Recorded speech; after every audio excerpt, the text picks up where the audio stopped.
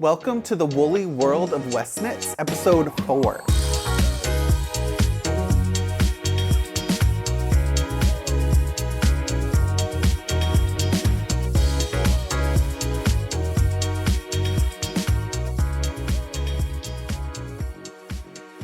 In this episode, we're going to look at a couple new shawl samples, one new design and one old design. And I'm also going to tell you about my new workshop in this episode. We're doing a Penguono Workshop this summer. So I'll tell you all about what's in that and show you off those new samples.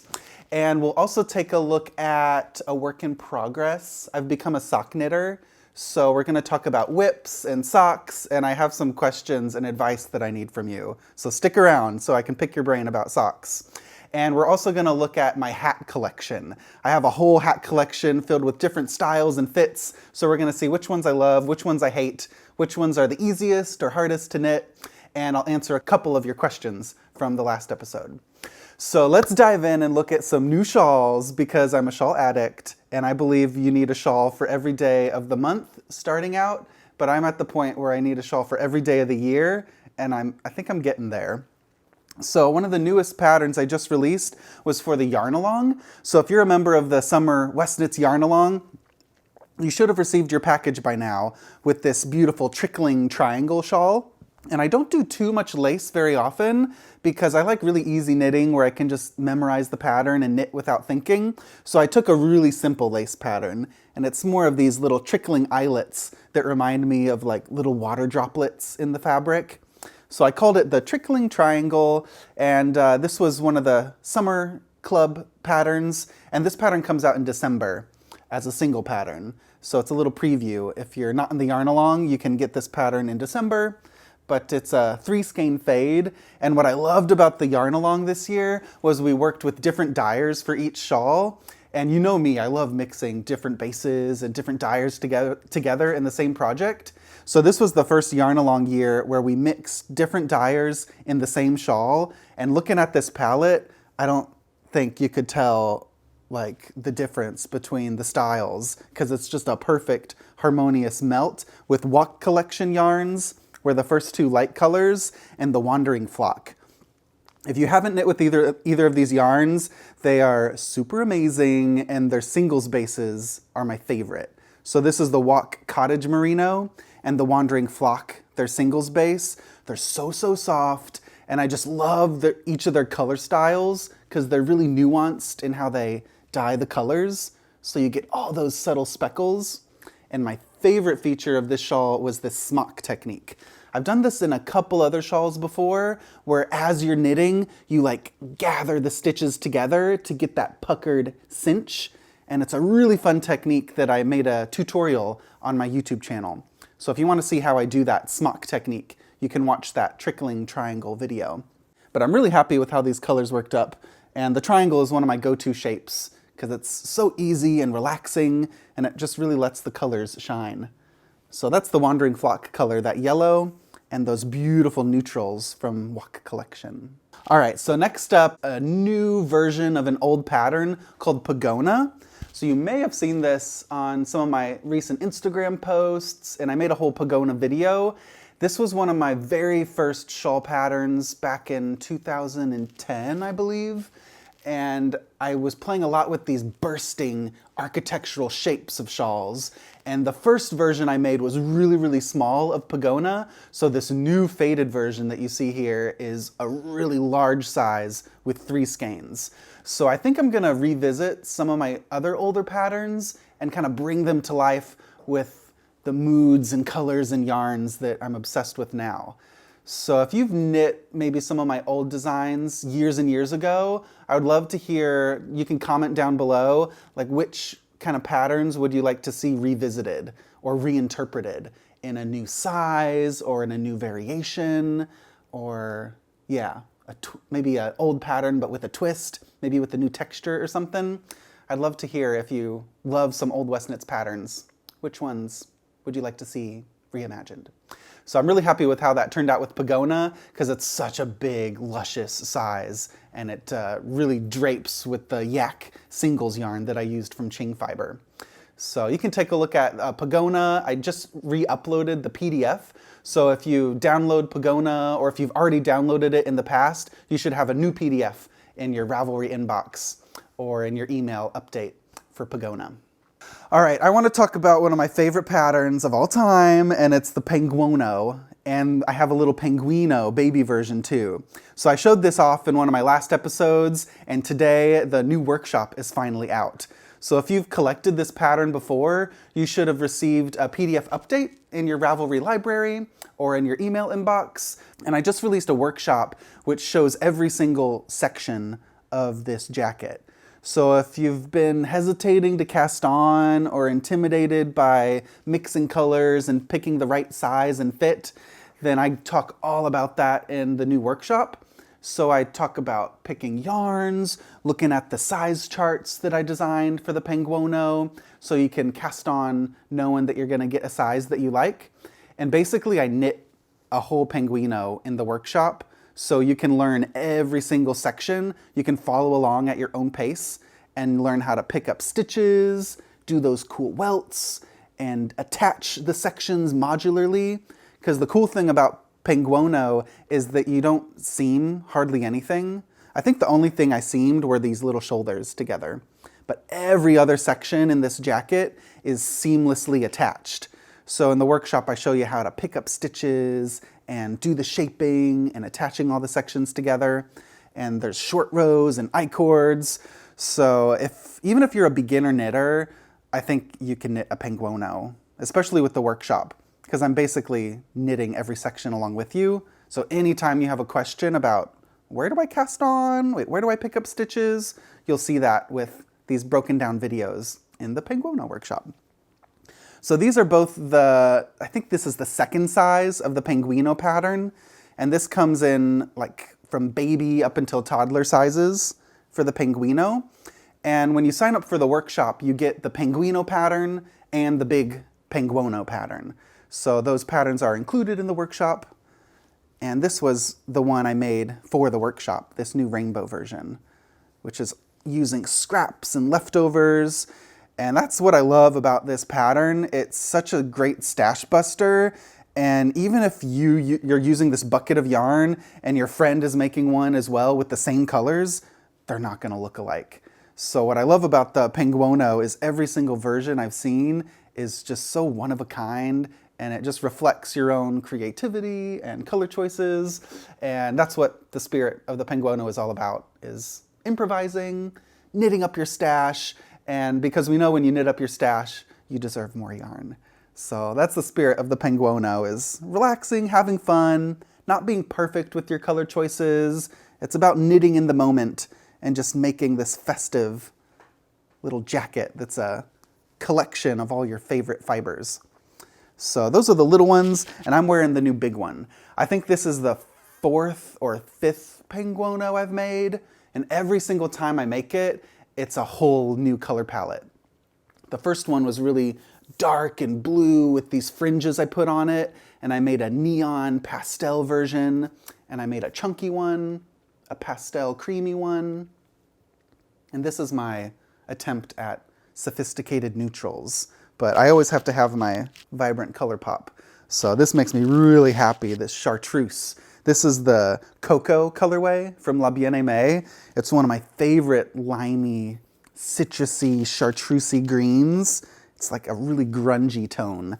So this was the Cocoa. I think I used Corey worsted in Cocoa with La Bien-Aimé's Merino Boucle yarn, and I just loved the texture and fluff factor that gave to my jacket.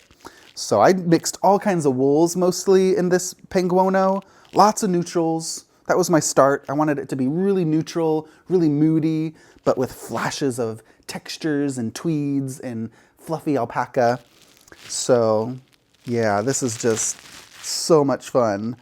Every time I made a Penguono, I make it really, really fast because it's really addicting. As you knit each section, you're like, okay, those colors were cool, but in the next section, I can make it better. I'm gonna use this yarn for the next section. And then you run out of yarn at one point, and then you have to problem solve and add a stripe and just adapt as you knit it. And it's just exhilarating to discover what you will get in the end of your jacket. So every time I knit one, I have like a mood and I start with a plan and a feeling, but it always changes depending on how things go or when I run out of yarn and all that stuff. But I'm really happy with how this one turned out because I knit all those yummy neutral wools, but I got my color pops in there with the orange and the gold and the green and the neon yellow. Always got to have a bit of that. But I'm proud how restrained I was to keep it neutral, and then it really lets those bright pops shine through. So if you can't tell, I really love Penguono. And I've knit a bunch of them, and now you can knit little baby versions. And if this intimidates you at all to knit with this many colors, then check out the workshop. It's at westknits.com, and you can watch it as many times as you want. You can go back to the videos, watch a couple sections, knit those sections, and then you can watch the next lesson, and you can kind of knit your Penguono as you watch. And over the course of a week or a month or a year, yeah, however long it takes you to knit, but I think you'll get addicted like me and finish this in like a few weeks. So that's the Penguono Workshop, and I can't wait to make some other workshops this year. I haven't started the next one, but I'm thinking of some other ones to do. Like I've done a shawl design workshop, so I might do a sideways shawl design, like how to design your own sideways shawls, like those trickling triangle shapes. I don't know, let me know if you'd be interested in like a sideways construction shawl workshop.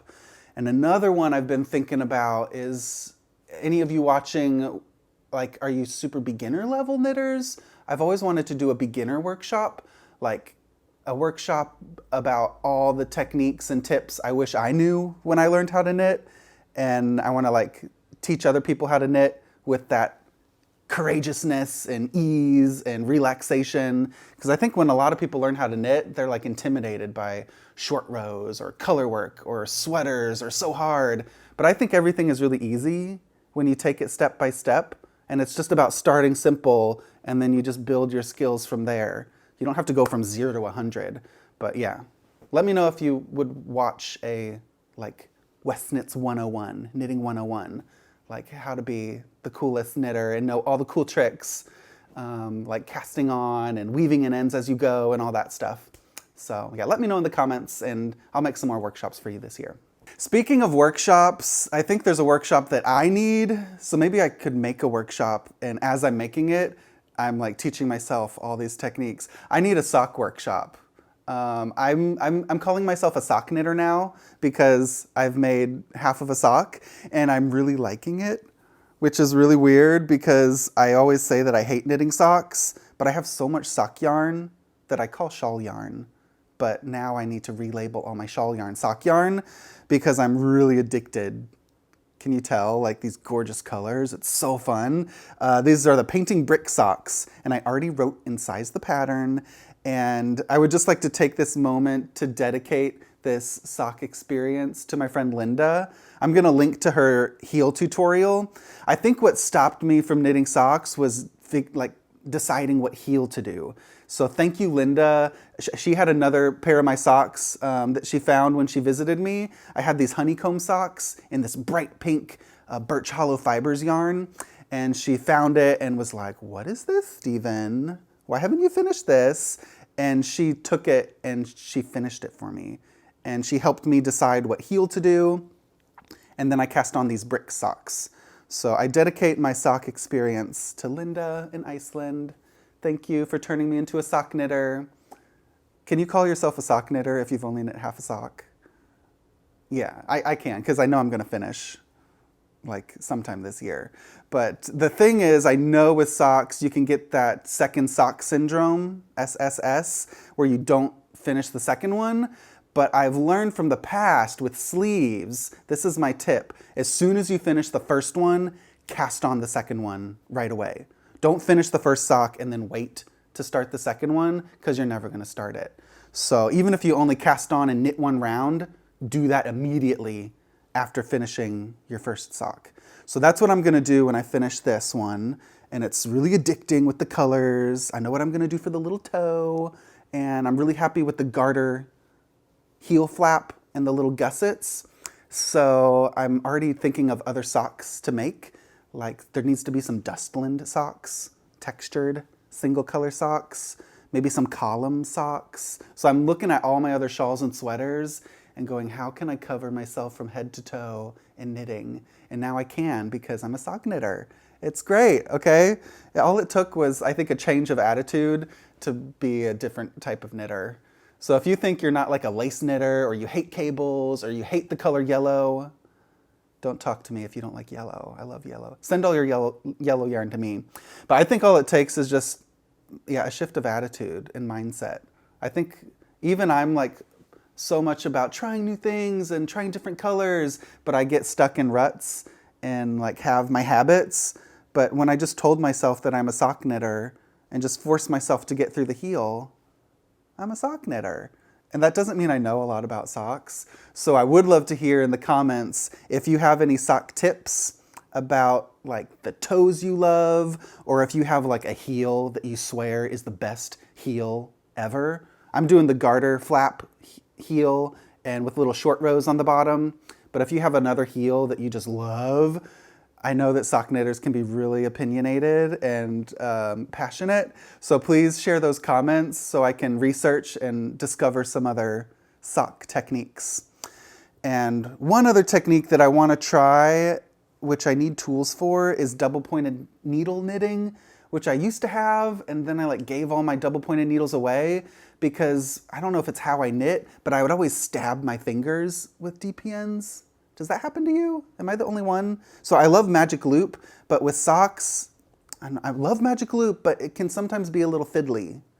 I'm sorry, I'm a magic loop lover, but sometimes magic loop isn't the best, I feel. So I feel like I would love DPNs, but I haven't found the right style of DPNs. Like they need to be long enough. So if you have like the best DPNs that you've ever knit with in your life, please comment. I'm doing a lot of sock research so that I can finish these, and I want to keep making more socks and make them better and better and better with other techniques. So give me your sock opinions and let's become sock knitters together. Are you excited? I'm really excited. And I know that these are going to fit because I tried them on, and I'm all about the top down. I love top down shawls, top down sweaters, top down socks. Try it on as you go. I can't wait to show these when I finish. So stay tuned. It'll either be next week or next year, but I'll finish them one day. All right, I got a question from one of the last episodes from Archon16. What do you like to do while knitting? Music, podcasts, watching TV, audiobooks, silence. Sometimes in the mornings I'll knit just in silence because I just need that like wake up time. It takes me like 3 hours to wake up. So I'm not one of those people who like, the sun is out, I love sleeping in, but now I don't sleep in because of my 2 dogs. So now I'm up at like 6:37 every single morning, even on the weekends. They're cute, they're worth it, but they're like little alarm clocks. So I wake up real early and like knit in silence, and then I like listening to music. Linda introduced a band called Vok, V-O-K, with 2 dots over the O, Vok, and I love that music. And I watch a lot of Netflix and HBO and stuff. I'm watching Hacks right now. So if you haven't seen Hacks on HBO, I recommend that. So that's what I do. Usually I knit in the evenings and watch TV with my dogs and do that for hours. I could do that every single evening. And that's what I do. Okay, this was a double question from Archon. Thank you for all your questions. And you were asking about pain while knitting. Like, how do I deal with pain? Do I get numbness or soreness and tiredness? So my trick when I'm knitting on the couch is I always have 2 pillows. So I like sandwich myself. I have like a pillow under each elbow. And I find that whenever there's something like right under your elbows while you're knitting, that relieves like neck and shoulder stress. So I would definitely do that, especially when you're sitting on the couch for a long time. When your elbows are free, I think sometimes you use your neck to support that elbow just hanging out there. So rest them on pillows, or I've got my dogs now, so I like put them on my dogs and they sleep while I knit. And that helps while I'm sitting, and then just lots of breaks. I used to sit for long stretches of time and would get a little bit sore, but yeah, you gotta force yourself. And if you don't take a lot of breaks, then set an alarm and like every 30 minutes or every 40 minutes or something at least, get up and do a little stretch and move around. And now I do that all the time because of my dogs. I'm like chasing them and yelling at them and like ripping cardboard and yarn out of their mouths. So that gives me a break from knitting to like wrangle those little terrors. Brioche is an angel. He would never grab yarn, but got to watch out for the little pup, Stitch. She's a yarn thief. So she keeps me mobile, let's say. Not so relaxed, but mobile, yeah. Rachel Pendleton, you asked about my design process. I'd love to hear about your work process. How much time do you spend knitting? And where do you start with the design? I usually knit at least a couple hours a day. Some days on the weekend I'll knit like 8 hours. And some days I might just knit 1 or 2 hours if I have a lot of other stuff to do. But when I start designs, I usually start with the yarn first. And then I've got this palette of yarn, and that dictates it's enough to do a sweater, or this is going to be a faded type of shawl, or I have these solid yarns and they need to be a high contrast design. So once I have my yarns picked out first, I'll either start to like swatch a little bit, or honestly just cast on and try some improvisational things. Sometimes I sketch. I have a little notebook where I do some little doodles. Yeah, this is a shawl, this like wavy shawl. And I tried this idea, but it didn't turn into anything. So some doodles are just ideas and brainstorms, but sometimes they lead to these like kind of architectural short row ideas. But I doodle a little bit, but most of the time I just pick yarn and cast on. So these are some of my swatches and attempts at trying new design ideas. This was when I was playing with these big yarn over increases in the center of a shawl. And this was like a short row experiment I played with, but I wasn't liking how like big it got on the edges, and then the center of the shawl is so tiny. So maybe I'll try this idea later, but put it at the border of the shawl rather than at the very beginning of a shawl. So this was a time where I was like, this is really cool, I'm gonna do it. And I spent hours and hours knitting, thinking it would become a design. And then I reached a point where I was like, okay, I'm not liking this. So yeah, when I'm not liking something, I just rip it off the needles and toss it aside. And eventually I'm gonna like sew all these together. And I like to kind of repurpose my swatches. This was one that never became anything. It was like, oh, cool idea. I was liking it in the beginning, but then I get either frustrated or bored, so I start something else. This became shawlography, I think, one of the shawlography sections. So lots of little swatches. This was a fun swatch for my Slippy V crescent design. So when I'm coming up with new designs, a lot of time I'll make mini versions of the big shawl idea that I have. So we got that. This was a painting rainbows little swatch to come up with the painting rainbows shawl. So I figured out the shaping I wanted and the texture, and then I figured out the attachment border idea. And I went, okay, I got that. And then I cast on the big one. The painting columns. This one I thought I was knitting a whole shawl, but I just ended up not liking the colors as much. So I took it off the needles and started with new yarn. And this was a Dustland shawl swatch with the Dustland textures. And this was what I was talking about earlier. I think this needs to become some socks. We need some Dustland socks to match our sweaters and shawls. And this was another just little texture swatch. So that's what I do a lot. I try little ideas. Sometimes they do grow and become the finished shawl. So sometimes when I think I'm just playing, I keep on playing and adding shapes and textures to it. And I write down what I do as I go. So I've learned that from the past. I used to knit and then try to figure out what I did. But now every time I'm knitting, I write down what I'm doing, section by section. So if it does become something, it's written down. And I thank Stephen of the past for being so smart and thought out. And sometimes I write a whole pattern and then I don't like it.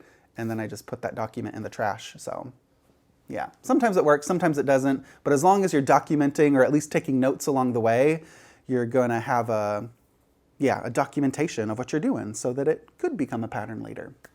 So thanks for asking that question. I'll talk more about design process in other episodes because there's a lot of different processes I work with. But I love the swatching and the sketching. I'm still trying to love it. but sometimes it comes in handy, the sketching, to come up with new designs. So your question about design process got me thinking a little bit about hats, and I have all my hats hung up on these little S-hooks on this is like my idea wall. And sometimes when I'm coming up with new designs, I'll use a hat as my swatch or as my way to play with those textures and colors. And some of these hats turn into sweaters or shawls. So this one is the Dustland hat, and you can actually use the Dustland hat as a swatch for your Dustland sweater.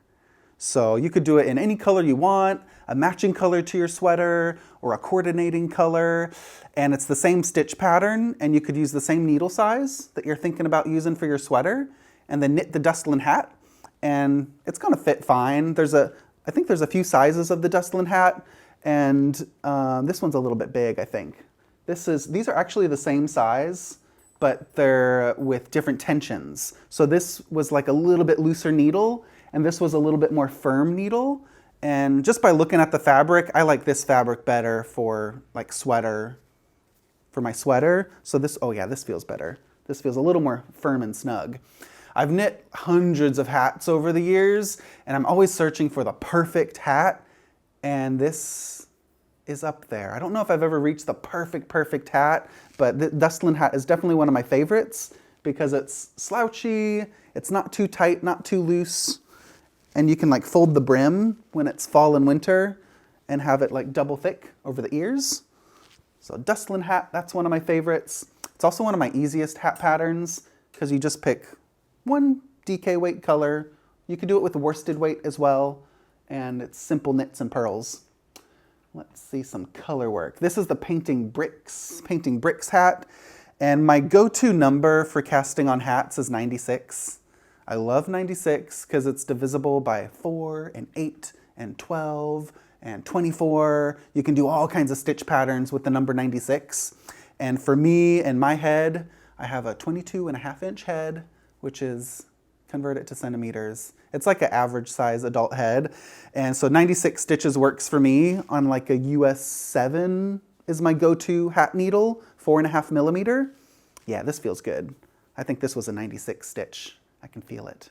96 stitches, I love it. So this is the Painting Bricks hat with Westwool tandem. And I know I'm always gonna love a hat when I cast on 96, but it changes sometimes with slip stitches and cables and stuff. But because this pattern only had a few slip stitches, I knew it would be fine for my head. But that's the Painting Bricks hat. Sometimes hats turn out too small. I think this is the Diamond Mountain, and this is my prototype hat. And I may have used that 96 number, or maybe 104, but sometimes I'm thinking about my other hats, but when I do stranded knitting, that becomes tighter. So this hat, I think it fits on my head. Yeah, it fits, it's fine. You can see it's like a little more fitted, but it doesn't feel as nice as those other two. And I'm like real picky with how hats fit. They have to like be fitted, they can't be sloppy, but I can't feel like confined by the hat, and I'll just never wear it. But the great thing about hats is you can just give them away to friends with different size heads or kids, whatever. So hats are really quick, so I usually don't stress out about it being the perfect tension, because if it's not quite right, then I'll just make another one in other colors. But I did make another Diamond Mountain hat in some other colors with a little bit looser gauge. And what else do we have? We've got some marled hats. This is the Melting Marl hat with moss stitch. So it's a great stash buster.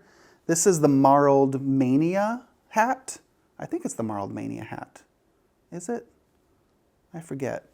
Oh my gosh, I have too many patterns, I don't remember their names. I think this is the Marled Mania hat. This one is reversible. It has like cables on one side and ribbing on the other side. So you can like wear it different ways. It's really, really fun. I wear this one a lot when I'm biking in the fall. And it's basically two hats, like together. I think I knit one and then I picked up and went the other direction. But I really like wearing it this way with the cables peeking out. It's really, really fun. So marled ones. What else? This one is a thicker gauge. This was like a chunky yarn, the Honey Seed hat. And this one's more of a beanie. Yeah, this one's a little tight. If I were to do this one, I'd go up a needle size. Yeah, usually when I'm first starting a hat, I'll knit the brim, and then when I do the body of the hat, I'll try it on, and if it feels a little tight, then I'll like rip out the body, or honestly, sometimes I'll like try it on when I've just done a few rows of the body, and I'll just go up a needle size from there and do the rest of the hat a little bit, one needle size bigger. But I think I did that with this one. This one's a little bit, same hat. Yeah, I used one needle size bigger, I think, for this hat. But yeah, that's a chunky one, the honey seed hat. And what else? This is the Fantastitch. This is another slouchy one. And you could use this one as a swatch to knit the Fantastitch sweater. And I actually have a sweater I made that matches these colors. So I can have a little matchy-matchy hat.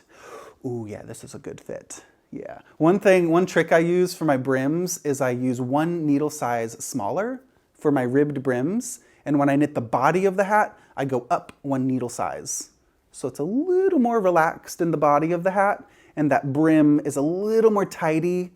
One needle size doesn't make it super tighter, it's just more about the crispiness of the stitches, because the brim is always gonna stretch out a bit, and the worst thing I think when you're making a hat is that you can't put it on, or when the brim like flares out, and you're like wearing it a couple times, and you have this like sloppy brim.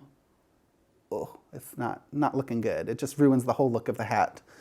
So one needle size smaller I use for those brim ribbing details. I think I did that for every single one of these hats, one needle size smaller for the brim. And this is the painting honeycombs. Did I weave in my ends? No. Will anybody notice? Well, now you will because I showed you, but yeah, you don't always have to weave in your ends. But I loved this color palette, and I made a sweater to match this. So this is another hat where you can use the painting honeycombs hat as a swatch for your sweater. Does this one fit? Oh yeah, this one feels good. This one's a little more firm. I think I knit a smaller needle with this one than I did with my other DK weight hats. But the more hats you knit, you're gonna find that perfect tension and perfect needle size, and yeah, get all those good fitting hats. And when in doubt, always put a pom-pom on it.